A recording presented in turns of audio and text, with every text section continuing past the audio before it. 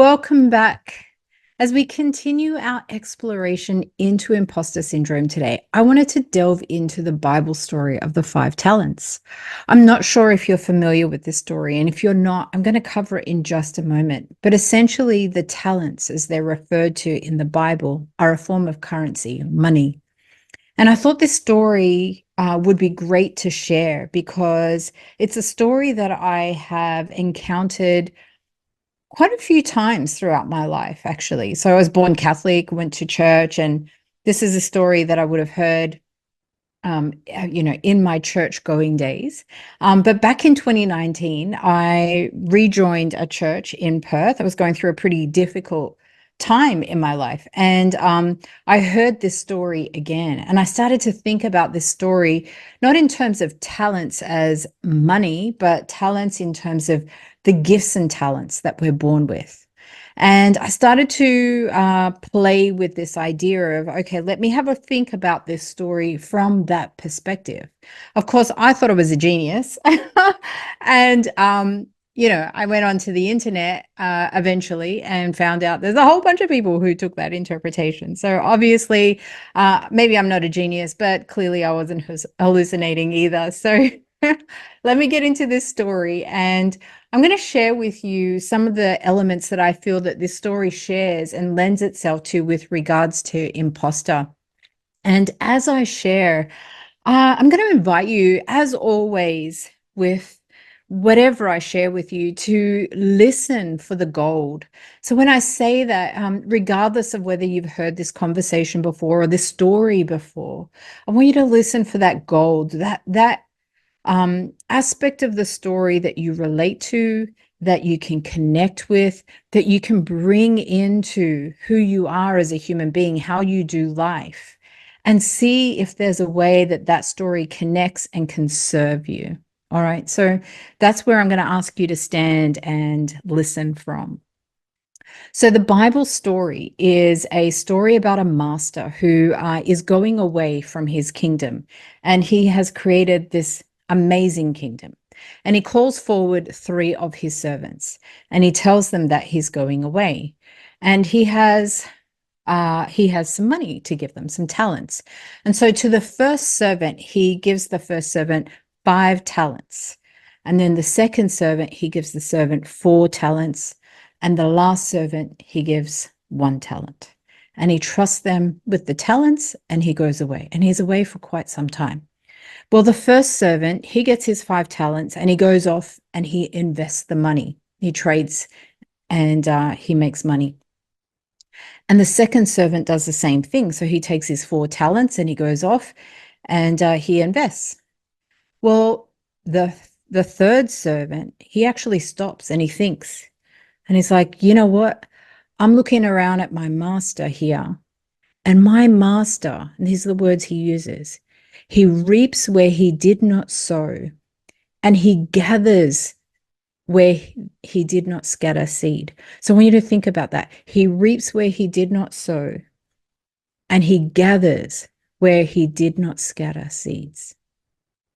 And he looks at the empire this master has created, this kingdom he's created. And he seems to have made money out of thin air. And he compares himself. And he's like, who am I? I don't know what to do. I could never do what he has done. And out of fear, he goes out and he buries his 1 talent because he is deathly afraid that he won't be able to do what his master has done. And instead of trying, he says, no, the option here is to bury that talent. I'm going to bury it, and then that way I guarantee I can give that back to the master when he comes back, and he'll be happy with me. And so he does that.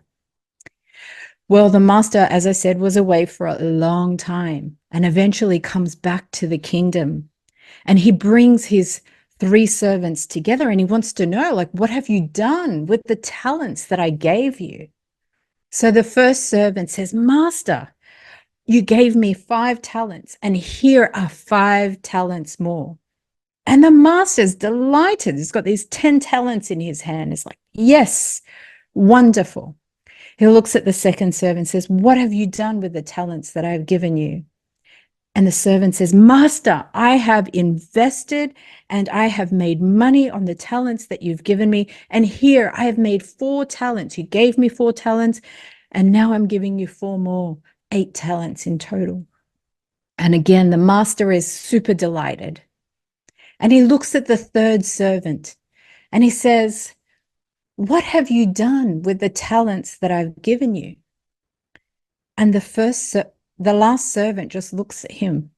He's petrified.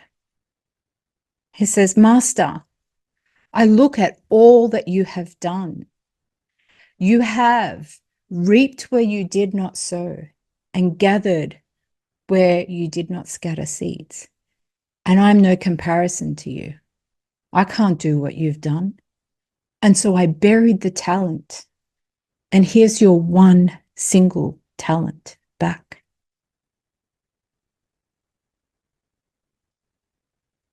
When I'm in a room full of people and I share this story, I like to know, where do people sit in this story? Who do they identify with?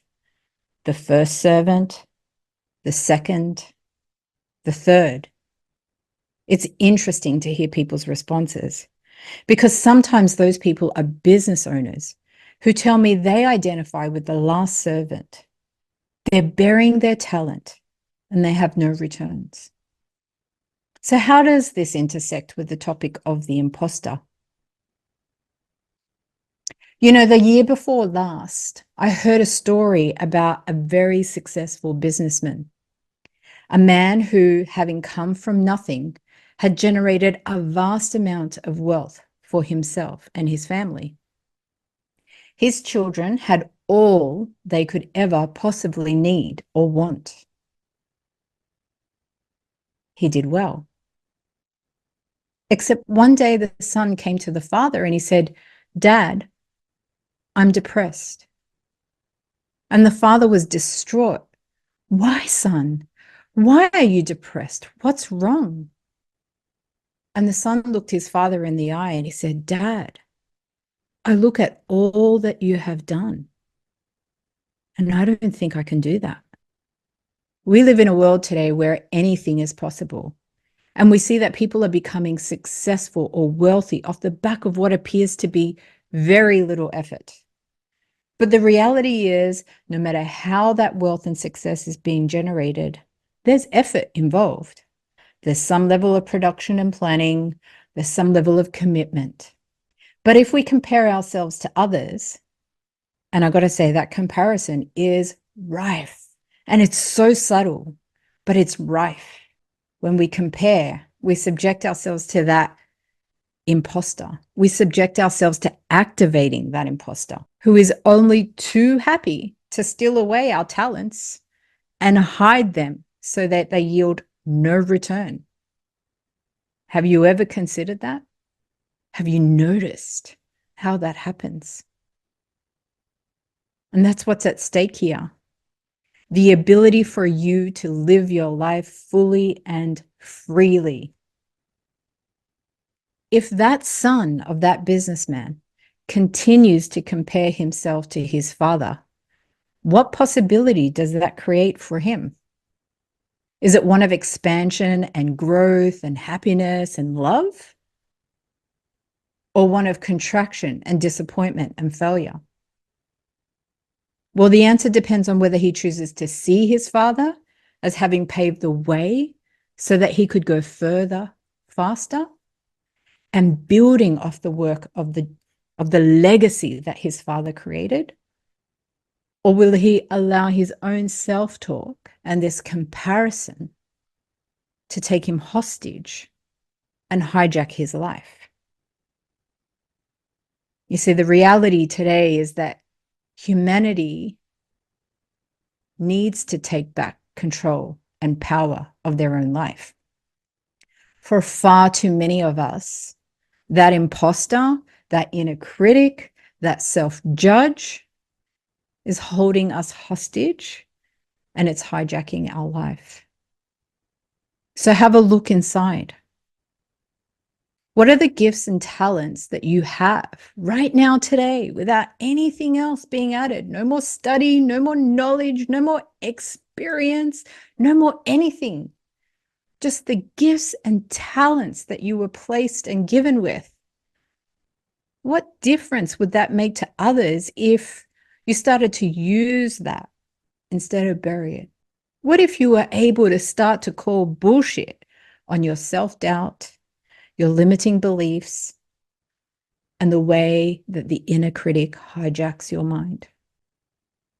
We need to be able to see that where we waver, so where we have those moments of self-doubt or where we allow ourselves to get pulled into a direction that's not for our expansion, not for our own magnificence, we need to be able to recognize those moments and then reclaim ourselves with the conviction that our life is worth it, that we are worth it, that you are worth it, and that the alternative will offer you nothing more but entrapment and slavery.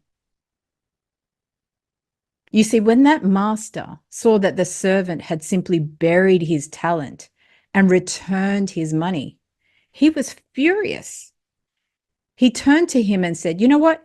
Even if you just put that money in the bank, you would have made interest and returned me something. But instead you buried it and you returned me nothing." And he banished that servant from the kingdom. So as individuals, we're born with these gifts and these talents. And we live in a world that needs what we have to share, to be shared in whatever means we can find to share it. Even if that is in small groups in our local communities. The point is not about getting rich. The point is to override those mechanisms that would seek to hold you back and then step forward in faith and belief that your life is worth something, that you are worth something, that your talents serve a purpose for people on this planet, because by God, they do. They do.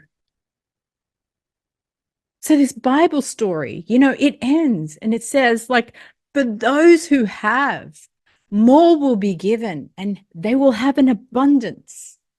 Just think of it right now. Look out in the world. See those people who are making an impact. See how many people they are impacting with what they do. Can you see how that's true? How whatever they have and that they're giving, even more is coming to them? The Bible also says that for those who have nothing, even what little they have will be taken away.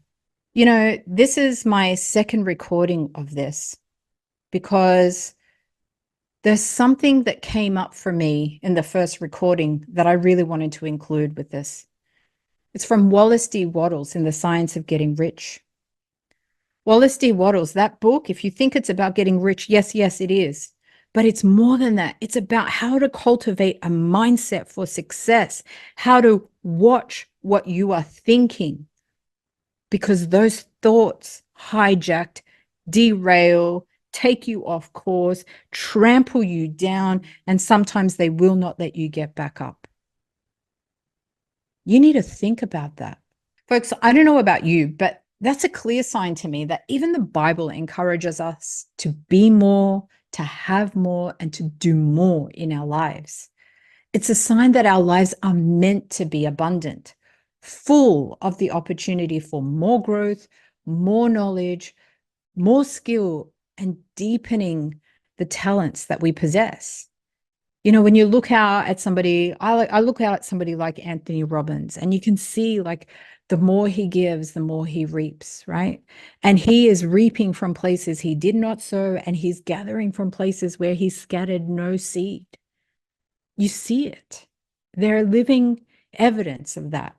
In the book, The Science of Getting Rich, Wallace D. Waddles talks about when riches come, they will come so fast and in a direction you didn't expect or couldn't have predicted. And, it's an affirmation of what we're seeing here and what we're reading here in the Bible and how I'm retelling this story, that every life is for you. Life is for you. I know we get overwhelmed and stressed. We're overworked. We're tired. We're disconnected. We're disconnected from ourselves, let alone everybody else. And this, if anything, if you take away anything from this, I would hope that you take away an opportunity to reconnect, not only with yourself, but with your source energy, your life force, that voice that is finding a way to try and communicate with you. And if you're in a place in your life right now where that voice might have just gone silent, where you are pining for that, connection and knowing that you're held, then reach out. By all means, reach out and let's have a conversation. But if that voice is present for you, if you're connected to that, but for whatever reason, you still can't bring yourself to be what you know that you can be in this life, then again, maybe reach out to me, reach out to somebody, connect with yourself, take some time out. Look, ask for that guidance from within you, and it will come. It may not come in the way that you expect, or from the people that you expect, or anything like that. When you ask, you've got to be vigilant. You've got to be vigilant for how that message is coming in. And when it comes in, please, I implore you, you've got to act. Look, I don't know you, but I know that there's a magnificence inside of you. And I would love to see you share that magnificence in the world, because I know you can. You have it in you. And for some of you listening to this, you're dying to do that. You just haven't found a way. So reach out. There's lots of great women in this podcast. All of them would be happy to hear from you. So it comes down to you. Who are you going to be? Are you going to be the one who hides and buries your talent? Or are you going to be the one that invests and shares what you have to give? I hope it's the latter. Thanks for listening, and I'll catch you on the next one.